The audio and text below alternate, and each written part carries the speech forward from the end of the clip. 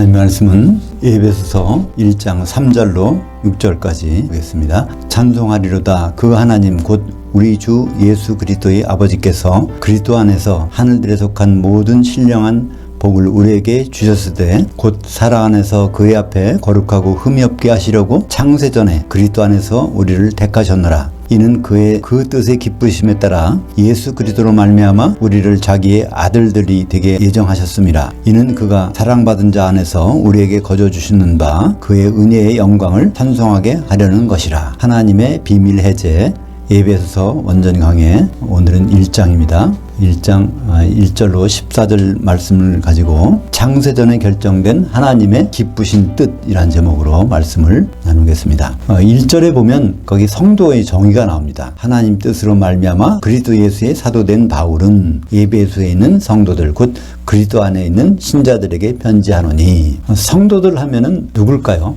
우리는 성도들이 뭡니까? 누굽니까? 이렇게 질문을 받는다면 뭐라고 대답하시겠습니까? 그게 바로 정답이 여기 나와 있죠. 그리스도 안에 있는 신자들. 그러니까 예수 믿는다고 다 성도가 아니고요. 교회를 이루고 있어야 그게 성도라는 것입니다. 우리말 번역에 보면 성도들과 그리스도 안에 있는 신자들, 신실한 자에게 편지하노니. 그러니까 성도들 따로 있고 그리스도 안에 있는 신자들 따로 있는 게 아니라 헬라어에서는 앞에 명사에 정관사가 있고 뒤에 명사에 정관사가 없을 때는 뒤에 명사는 앞에 명사를 설명해 주는 보호예요. 그게 따로 있는 것이 아니라, 그러니까 그 성도들이라고 하는 것은 설명하자면 그리스도 안에 있는 신자들, 그러니까 그리스도의 몸인 교회 안에 교회를 이루고 있는 성도들. 그러니까 성도들은 단수가 없어요. 단수가 있을 수가 없어. 그러니까 같이 있어야 되니까. 3절에 보면요, 하늘들이라는 단어가 나와요. 찬송하리로다 그 하나님 곧 우리 주 예수 그리스도의 아버지께서 그리스도 안에서 하늘들에 속한 모든 신령한 복을 우리에게 주셨을 때, 우리가 복을 누리는 곳은 어딜까요? 하늘들입니다.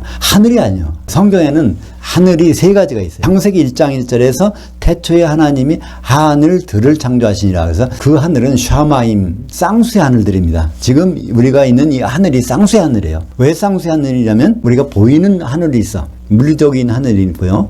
보이지 않지만 영적인 하늘이 있단 말이에요. 그러니까 예를 들어서 선사는 어디 있을까요? 여기 있는데 안 보여. 그래서 이 우리가 있는 하늘들은 한 개 하늘이 아니라 두 개의 하늘이 겹쳐 있는 거란 말이에요. 여기에 커피가 들어있다면 물 분자가 안 보이잖아요. 물 분자가 차지하는 공간이 여기 꽉 차 있어. 커피 분자도 꼭 차 있어. 근데 커피와 물 분자는 서로 잘라낼 수가 없잖아요. 같이 같은 공간에 섞여 있어. 그것처럼 안 보이는 하늘과 보이는 하늘이 같이 있단 말이야. 그러니까 영적인 존재와 물리적인 존재가 같은 공간에 활동하고 있는 거예요. 그죠? 이런 것을 하나님이 창세기 1장 1절에서 창조하셨고, 지금 하나님은 하늘들에 계셔요. 이 공간에 계시단 말이야. 우리가 눈으로 볼 수는 없지만. 그래서 에베소서 1장 3절에 하늘들에 속한 신령한 복을 우리에게 주셨을 때, 그리고 이 오늘 에베소서를 볼 때요, 에베소서는 편지입니다. 편지는 보내는 사람과 받는 사람이 있어요.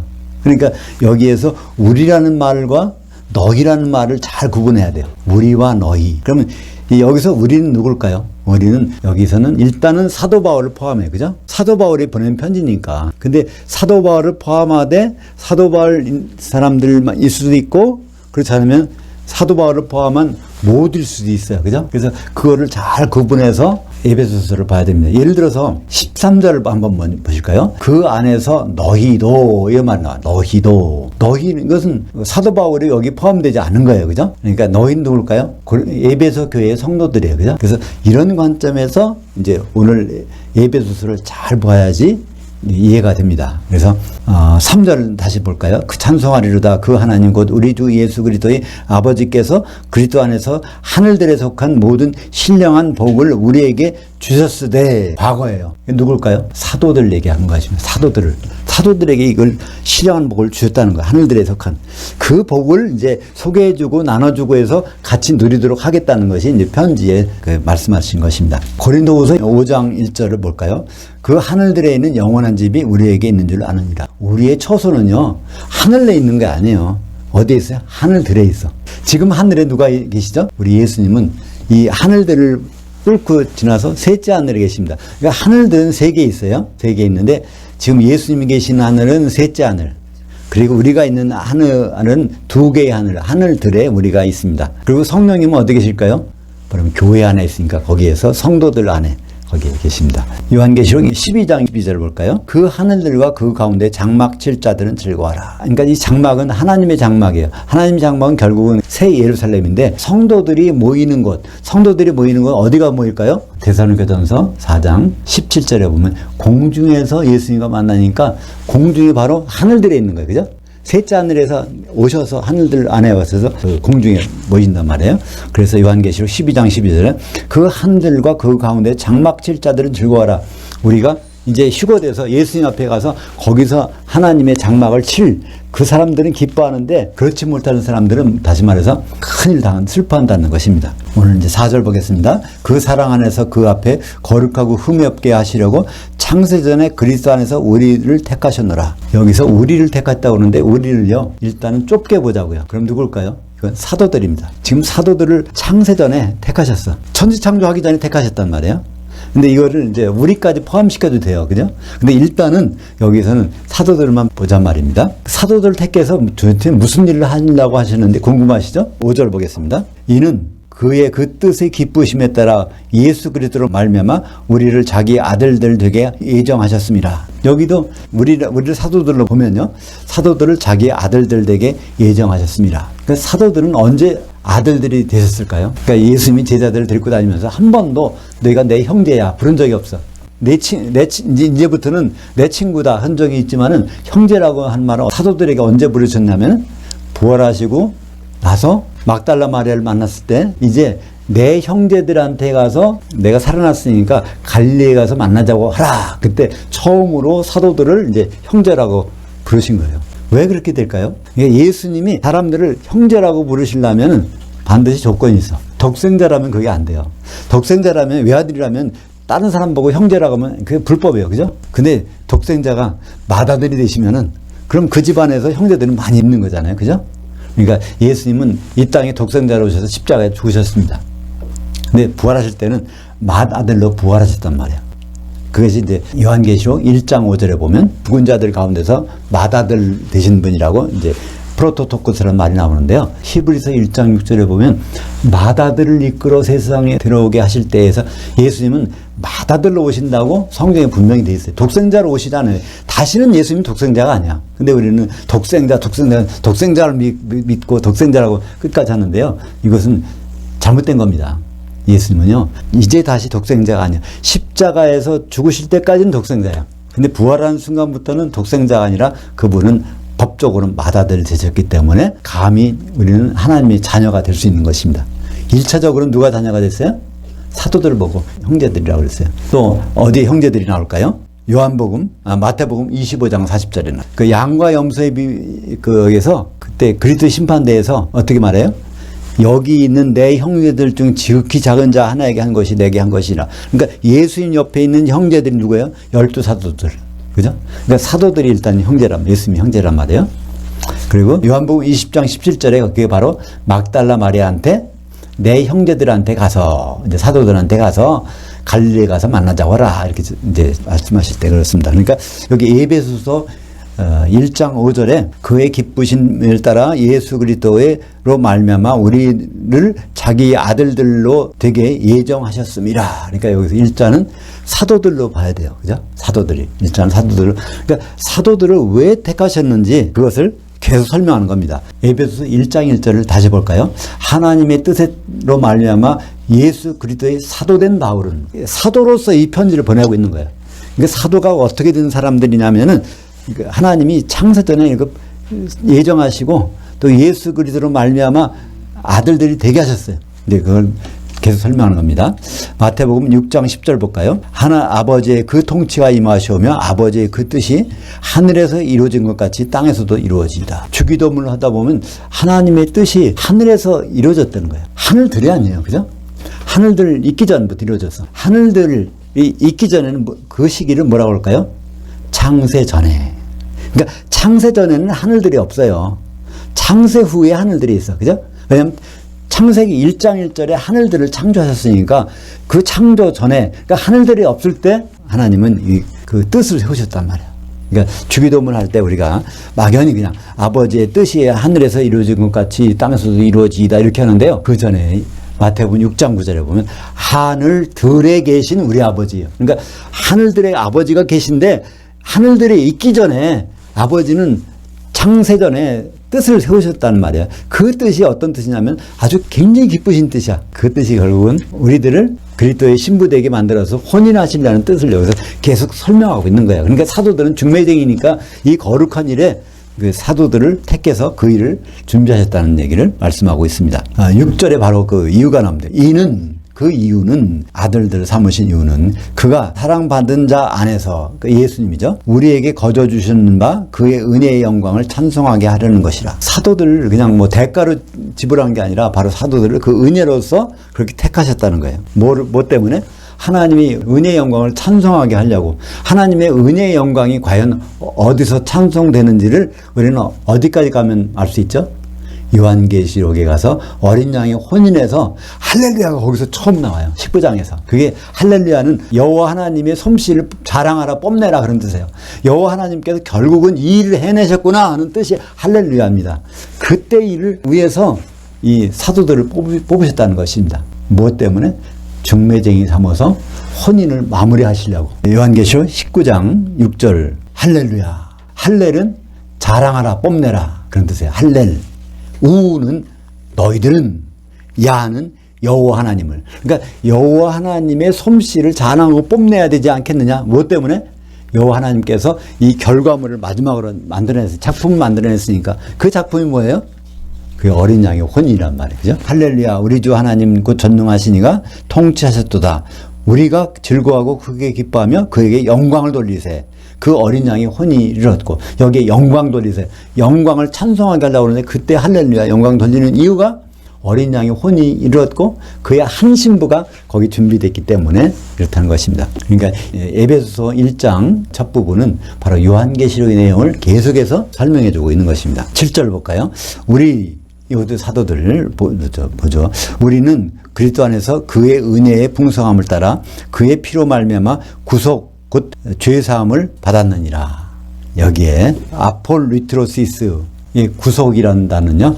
아고라조는 노예시장에서 사왔다는 얘기니까 여기 영의 구원을 개인적으로 받은 걸 나타내는 거예요.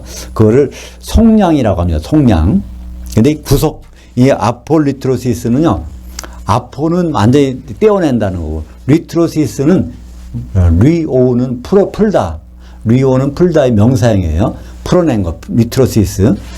그러니까 완전히 해방시켜준 것, 자유몸이 되게 한 것, 그것을 아폴리트로시스. 여기서 누가 그랬다는 말일까요? 사도들이. 그러니까 성도들이 다 해결된 건 아니야. 근데 사도들이 완벽해요. 만약에 사도들이 죄를 지을 수 있다면, 지금도 결점이 있다면 이건 큰 문제예요. 중매쟁이가 잘못될 수 있어. 그럼 그 혼인은 낭패잖아요. 그러니까 사도들은 완전히 깨끗하게 해놓고서 그 위에다가 우리를 세워주신 그것을 여기서 설명하는 겁니다. 그러니까 사도 바울은 여기서 무슨 말을 하고 싶으냐면 우리 사도는 우리가 말하는 것은 아주 오류가 없고 완전히 깨끗하고 죄사함 받은 거 모든 것이 완벽하니까 우리 말을 마음껏 제대로 들으면 너희들도 아폴리트로시스 구속에 들어갈 수 있어. 그런 뜻을 설명하는 것입니다. 여기서 죄라는 것은 그냥 하마르티아 죄가 아니라 실수한 겁니다. 실수한 것을 사도들이 실수한 것을 완전히 용서받았다는 얘기입니다. 그러니까 예수님과 사도들이 같이 다닐 때 사도들이 실수하잖아요. 심지어 베드로는 뭐 합니까? 예수님을 저주하고 부인하고 그렇게 실수를 하잖아요. 근데 그런 모든 실수를 다 은혜로서 다 깨끗하게 해놓은 그 사람들이 사도라는 것입니다. 이 세상에는 완전히 의인이 없어요. 누가 첫 번째 의인이었습니까? 예수님. 두 번째는 누가 의인입니까? 12사도가 의인들입니다. 깨끗하게 해줬어. 지금은 우리는 아직은 깨끗하지 않아. 마지막에 가서 깨끗하게 될 거예요. 그죠? 마태복음 19장 28절. 세상이 새롭게 돼서 인자가 자기 영광의 보좌에 앉을 때 나를 따랐던 너희도 12 보좌에 앉아 이스라엘 12지파를 심판하리라.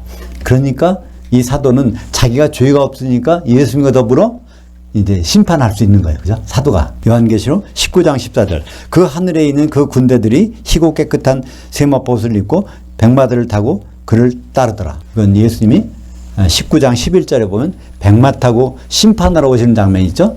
그때 심판장이 예수님이고 거기에 그게 그리스도의 심판되니까 12사도들이 이제 여기서 뭐라고요? 군대라고 해놨어요. 그들이 아주 깨끗하다고. 그러니까 그들도 의로워졌다는 것을 나타내고 있죠. 그죠? 의로우니까 심판할 수 있잖아요.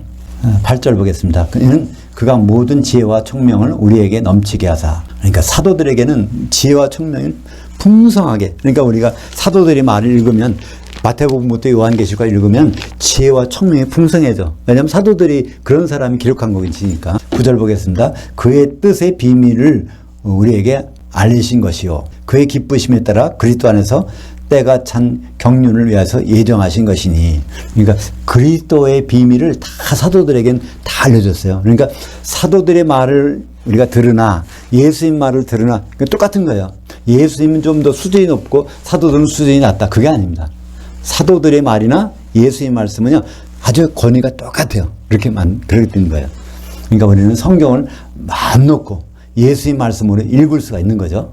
사도들이 그러니까 에베소서 3장 3절 보면 3장 3절 4절 5절까지 한번 같이 읽겠습니다. 곧 계시로 내게 그 비밀을 알게 하신 것은 그 비밀은 예수 그리스도의 비밀입니다. 내가 먼저 간단히 기록한 것과 같으니. 근데 이거 3장이니까 1장 2절에서 이런 내용을 기록했는데 4절 보겠습니다. 그것을 읽으면 내가 사도가 그리스도의 비밀을 깨달은 것을 너희가 알 수 있으리라. 에베소 성도들이 알 수 있으리라. 이제 그의 거룩한 그 사도들 곧 선지자들에게 영으로 계시한 것 같이 다른 세대들에서는 사람들의 아들들에게 알리지 아니하셨으니 12사도가 말하는 것 이외에는 다른 사람들이 말하는 건 다 짝퉁이라는 거예요. 절대로 그건 하나님이 직접 그들에게 말하지 않은 것을 그들이 말한다는 거예요. 그렇다면 다른 사람들이 어떤 목사님이 어떤 말을 할지라도 그것이 짝퉁인지 아닌지는 어떻게 할 수 있죠? 이 사도들의 말을 그대로 전달하는지 여기다가 다른 걸 섞어서 전달하는지 그걸 보면 거짓인지 참인지를 알 수 있다는 말입니다. 그러니까 사도의 위치가 얼마나 중요한지를 우리는 다시 한번 깨닫게 됩니다. 에베소서 5장 31절을 볼까요? 도대체 하나님의 비밀이 무엇인지. 그러므로 남자가 부모를 떠나 그의 아내와 앞에서 그 둘이 한 육체가 될지니 이 비밀이 그도다. 나는 그리스도를 향하여와 교회를 향하여 되어 말하노라. 하나님의 큰 비밀은요 결국 예수 그리스도와 교회가 만나서 혼인하게 하는 것. 이것이 성경 전체의 비밀이라는 거예요. 거기에서 에베소서 5장 31절은요 창세기 2장 24절입니다. 이게 똑같은 말씀이에요. 그 말씀이 바로 그리스도와 교회가 혼인하는 것. 근데 교회는 누굴까요? 한 사람이 아닙니다. 성도들이 성령으로 하나가 된 그 상태가 바로 이제 교회의 완벽한 상태가 되는 것이죠. 골로새서 1장 25절 볼까요? 내가 사도인 바울이 교회의 일꾼 된 것은 하나님이 너희를 위하여 내게 주신 직분을 따라 하나님의 그 말씀을 이루려 함이라. 하나님의 그 말씀, 여기 단수예요. 하나님의 그 말씀은 무엇일까요? 이게 바로 창세기 2장 24절. 그러니까 교회를 어디서 써먹으려고 하셨는지 그것은 바로 하나님의 그 말씀입니다. 그래서 그리스도와 교회에 대해서 그 비밀이라고 하시고 교회 일꾼으로 사도를 세우신 것입니다. 그러니까 교회가 그리스도께 중매돼서 혼인까지 가야 되니까 사도 바울은 뭐라고 말합니까? 사도는 교회 일꾼이라는 거예요. 교회를 어떻게든 결혼할 상태까지 작업을 해서 데리고 가야 돼. 사도 바울이 사도의 직분을 얘기하고 있는 것입니다. 10절 보겠습니다. 하늘들에 있는 자들이나 땅에 있는 자들이나 다 그리스도 안에서 통일되게 하려 하심이라. 여기에서 하늘들에 있는 자들, 땅에 있는 자들이 마태복음에서 뭐라고 나왔죠? 마태복음 들어가 볼까요? 마태복음 16장 19절. 내가 천국 열쇠들을 내게 주리니 내가 땅에서 누구든지 매면 하늘들에서도 매여 있을 것이요 내가 땅에서도 누구든지 풀면 하늘들에서도 풀려 있으리라. 여기 땅에 있는 사람들, 하늘들에 있는 사람들이 구분이 있다는 거예요. 베드로에게 이거 예수님이 말씀해 줬어. 근데 베드로는 그 말씀을 잘 이해를 못했어요. 근데 이것을 누가 가서 사도 바울이 가서 베드로한테 예루살렘에 가서 이걸 설명해 주니까 그때 말씀하신 것이 이거였구나. 갈릴리에 살던 우리 초놈들은 히브리 말만 알지 이방인 말을 모르니까 바로 이방인들은 다른 사도를 시켜서 이걸 전하시겠다는 말이구나. 그거를 내용을 베드로가 알게 된 것입니다. 갈라디아서 2장 8절. 이게 이제 사도 바울이 안디옥 교회에서 베드로가 있는 예루살렘 교회에 쫓아가서 거기서 설명해 준 거예요. 베드로에게 역사하사 그를 할례자의 사도로 삼으시니가 또한 내게 역사하사 나를 이방인의 사도로 삼으셨느니라. 이걸 보면 뭐 하늘들에 속한 자들은 우리 이방인 성도들, 땅에 속한 자들은 유대인 성도들. 이게 이제 앞으로 골로새서 빌립보서에도 계속 이 표현이 나옵니다. 11절 보겠습니다. 모든 일을 그의 뜻의 결심대로 일하시는 이에 의도에 따라 우리가 예정되었고 그 안에서 상속을 받았느니라. 그러니까 사도들이 어떻게 예정되었다고요? 그 하나님의 의도와 결심에 따라서 다 이렇게 준비가 되어 있다는 거예요. 그래갖고 완전히 상속받았느니라. 그러니까 할 일이 정해졌다는 것입니다. 상속이라는 것은 기업. 그러니까 자기 전통적으로 아버지 때, 할아버지 때 그 일이 내게도 있다는 것이니까 고유한 일을 말하는 것입니다. 그러니까 사도들의 고유한 일은 무엇일까요? 끝까지 주님과 혼인하는 것이 아니에요. 혼인시켜주는 중매쟁이 역할이란 말이에요. 그러니까 새 예루살렘 어린 양의 혼인에 가서도 사도들은 그 안에 있는 게 아니죠. 어디 있어요?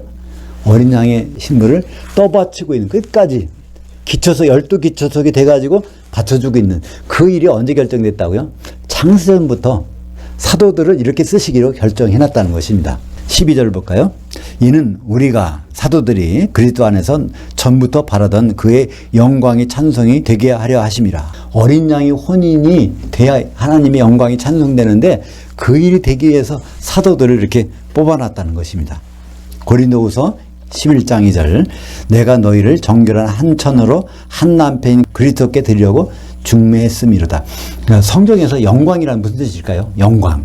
영광을 헬라어로 도케오라고 하는데 도케오는요 표현된다. 그러니까 감춰져 있던 것이 드러나는 거예요.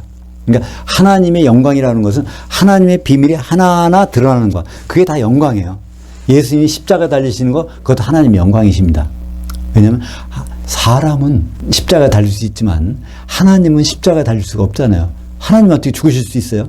그것이 계획된 것이 드러나니까 십자가 달리시는 것도 영광이에요. 그죠? 또 예수님이 승천하신 것도 영광이고, 뭐, 마지막의 영광은 바로 어린 양의 혼인이 영광, 하나님의 영광이 드러나는 것. 그러니까 영광이라는 것은 감춰졌던 것이 드러나는 게 영광입니다. 그러니까 빛이 밝게, 이런 게 영광이 아니라 성경의 영광은 감춰진 비밀이, 하나님의 비밀이 팍 드러나는 것. 그러니까 마지막 하나님의 영광은 예수 그리스도께서 교회와 혼인하시는 것. 요한계시록 21장 14절 그 성, 새 예루살렘 성의 성곽에는 12기초석들이 있고 그 위에는 어린 양의 12사도의 12이름들이 있더라. 그러니까 마지막에 가서 사도들은 중매쟁이고 기초석, 성도들은 어린 양의 신부로서 그 안에 있는 것. 사도의 길과 성도의 길은 이렇게 다릅니다. 그러니까 우리가 복음 받았으니까, 구원 받았으니까 빨리 복음 전하자. 이거는 누구의 일이라고요? 사도들 일입니다.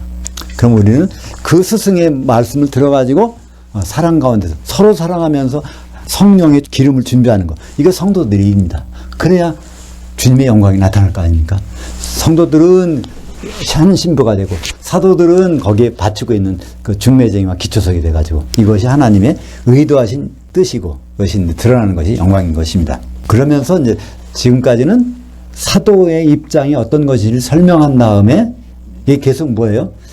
에베소 교회 성도들에게 보낸 편지예요. 그 다음에 결론이 여기서 1차적으로 뭐가 나올까요? 13절 같이 읽어보죠. 그 안에서, 그리스도 안에서 너희도, 여기 처음으로 지금 사도들 얘기만 하고 있다가 성도들 얘기하는 거예요. 너희도 그 진리의 그 말씀, 곧 너희의 구원의 그 복음을 알아듣고 그리스도 안에서 또한 믿어 그 약속의 성령으로 인치심을 받았으니, 복음을 알아듣는 사람들이 그리스도 안에서 믿어서 약속의 성령으로 인치심을 받았다는 거예요. 이게 누구 얘기입니까? 에베소 교회 얘기예요. 사도행전 19장에 보면 바울이 에베소 교회에 갔는데 이 사람들이 맹탕이야. 성령도 못 받은 것 같아. 그래서 너희들이 믿을 때 성령을 받았느냐? 아, 우리는 성령 받은 적이 없습니다. 알지도 못해요. 그럼 무슨 세례 받았느냐? 우리 요한의 세례, 물 세례 받았습니다. 그랬더니 바울이 이 말씀을 가르쳐주면서 사도의 말씀을 가지고 그들을 스승으로서 훈계를 하면서 안수하니까 그들에게 성령이 임함에 12사람쯤 됩니다. 그게 바로 사도행전 19장 4절부터 6절까지 보죠.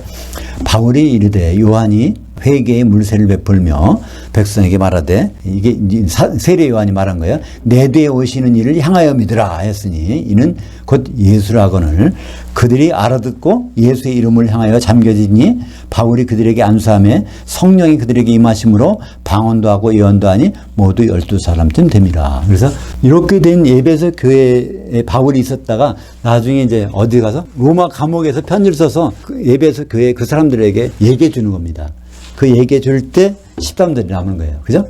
다시 보면 그 안에서 너희도 그 진리의 말씀, 곧 그 구원의 복음을 알아듣고 내가 말할 때 너희들 알아들었지? 그때 성령 받았지? 이런 얘기입니다. 그러니까 이 구원이라는 말이 우리는 굉장히 오해할 때가 많아요. 너 구원받았니? 그러면 구원받았다. 못 받았니? 못 받았다. 이거는 말이 성립이 안 되는 거예요. 왜 그럴까요?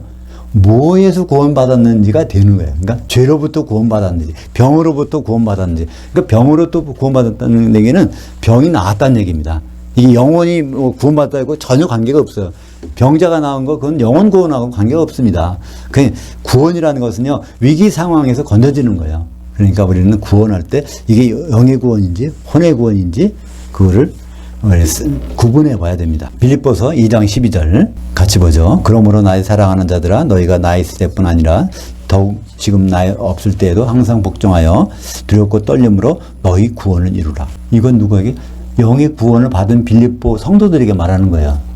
빌립보 성도들에게 구원 좀 이루라는 것입니다. 아직은 구원이 안 이루어졌으니까. 그러니까 구원을 오해하게 되면요, 성경 전체를 오해하게 되는 것입니다. 히브리서 9장 28절 같이 볼까요? 이와 같이 그리스도도 많은 사람들의 죄들을 담당하시려고 단번에 들으신 바 되었고 구원에 이르게 하기 위하여 죄와 상관없이 자기를 확수고대하는 자들에게 두 번째 나타나시리라. 그러니까 우리를 구원하시려고 재림하시는 거예요.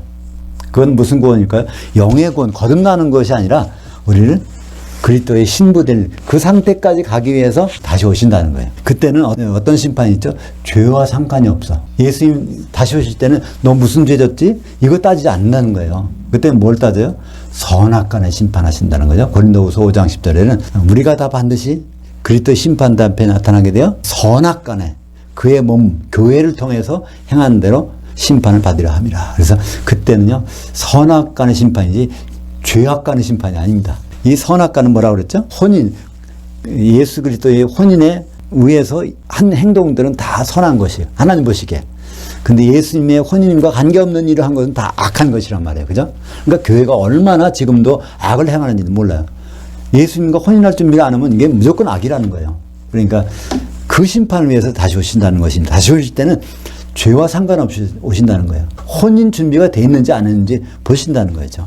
요한계시록 19장 1절 보죠. 이 일들 후에 내가 들으니 그 하늘에 허다한 무리의 큰 음성 같은 것이 있어 이르되 할렐루야 구원과 영광과 능력이 우리 그 하나님께 있도다. 그러니까 그리스도 예수님이 재림하신 다음에 거기 심판하시고 그 다음에 거기서 이기는 자들이 찬송하는 그때 구원, 이 구원이 이거구나. 그래서 찬송하고 있는 장면이 바로 요한계시록 19장 1절에 있는 것입니다. 14절 보겠습니다. 이는 우리 그 기업의 보증이 되사, 여기 이는, 이는이 무엇일까요? 14절 앞에는 13절 있었죠? 성령으로 인치심을 받은 그것이 우리 기업의 보증이 되사, 이것은 우리 기업의 보증이 되사, 사도들이 기업은 뭘까요? 중매에서 혼인까지 가는 거. 그 사도들의 일이에요.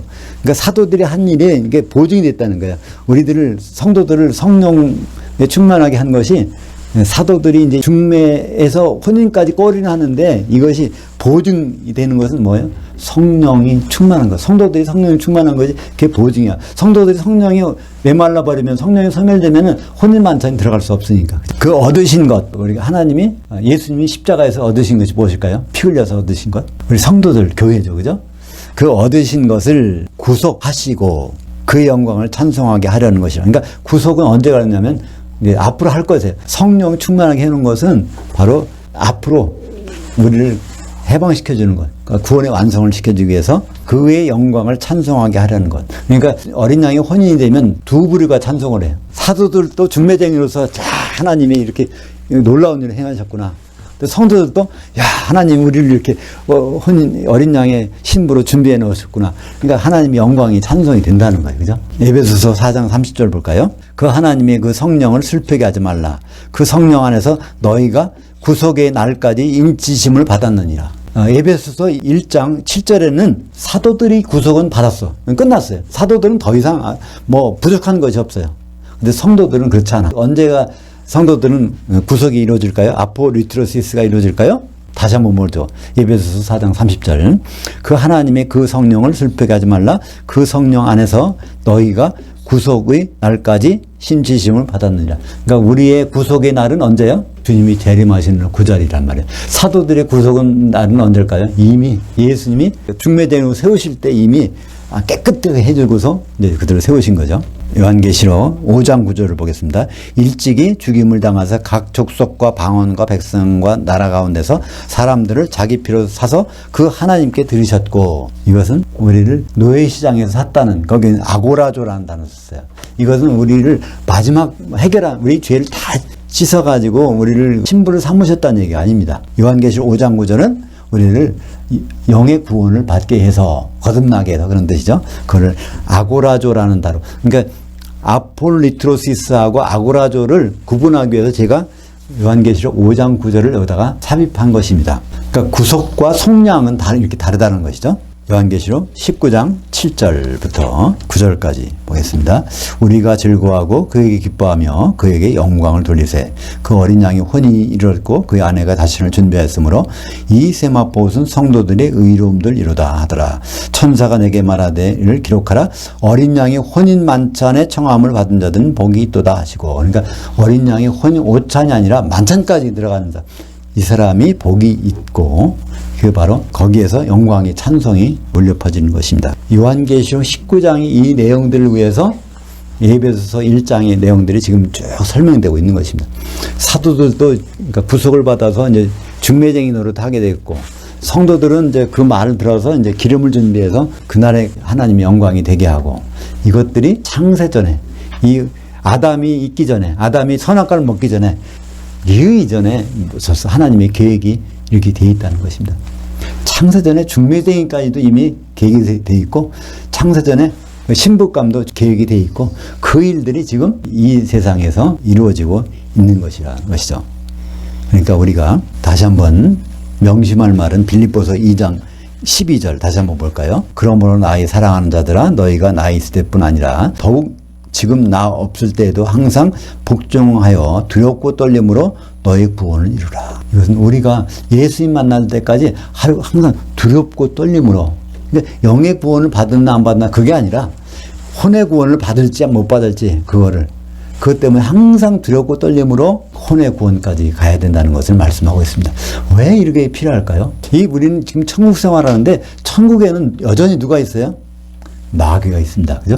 에덴 동산에 그 뱀이 있었던 것처럼 우리 지금 이 천국 안에 천국 생활하는 가운데서 뱀이 있기 때문에 우리는 항상 두렵고 떨림으로 죽고 부활한 다음에 우리가 영생에 갈지 영벌에 들어갈지 그거를 항상 두렵고 떨림으로 생각하면서 이 세상을 살아야 된다는 것을 이제 사도 바울은 우리에게 말씀해 주고 있는 것입니다. 기도하겠습니다. 하나님 아버지 감사합니다. 오늘 하나님의 비밀이 해지된 에베소서를 1장을 보았습니다.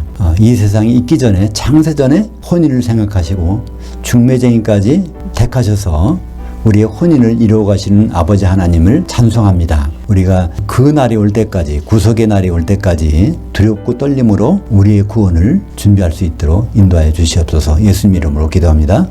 아멘.